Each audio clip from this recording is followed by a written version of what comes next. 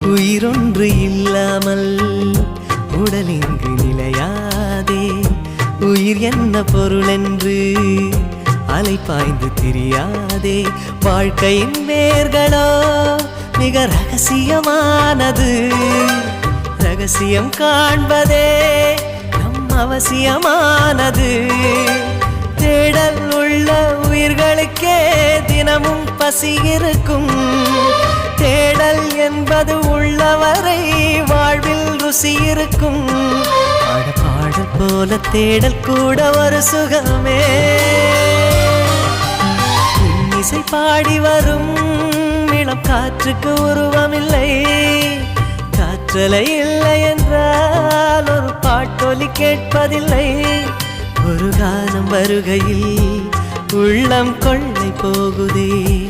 ஆனால் காற்றின் முகவரி கண்கள்